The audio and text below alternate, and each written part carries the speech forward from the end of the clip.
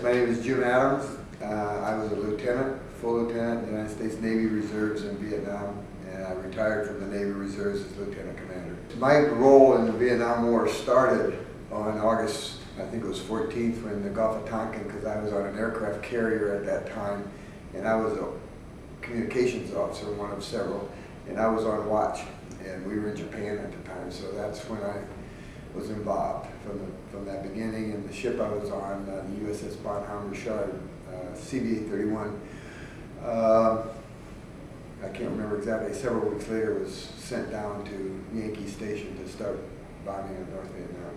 And then spent 2 years on the carrier, 2 combat cruises, went over to Allied Forces Southern Europe in Italy, Naples, Italy for 2 years, a little over 2 years, and then was ordered to Special Warfare School, where I was to become an psychological warfare advisor to the Vietnamese 4th Coastal Zone. So I left in February of '68 and went to Fort Bragg, North Carolina for 2 months of training. At that time we were at the John F. Kennedy Special Warfare School, where they trained Green Berets, and psychological warfare was pretty much in its infancy, but bottom line is we were trying to win the hearts and minds of our adversaries, which in this case were the South Vietnamese and the villages that we thought at that point maybe had a choice. So our job was to learn how to psychologically induce them to be on our side.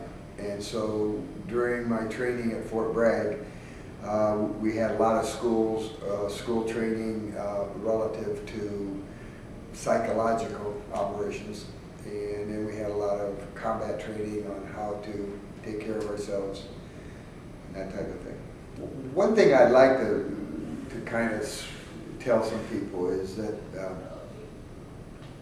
one of the interesting things about the Vietnam War, from my perspective, was after my training and everything,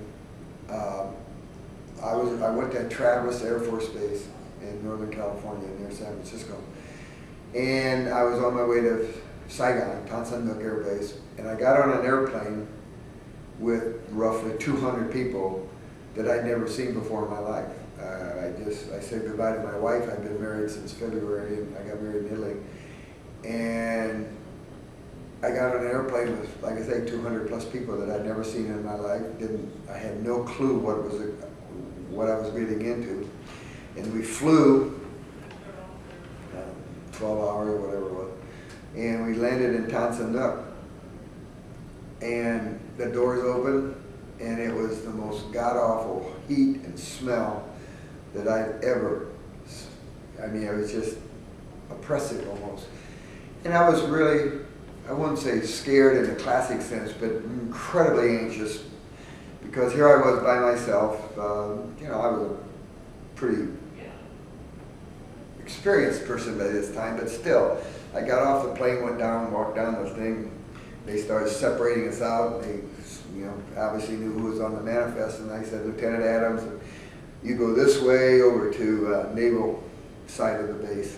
So I went over to the Navy side, checked in and everything, and then I had to wait 2 days before they could get me down to my base camp.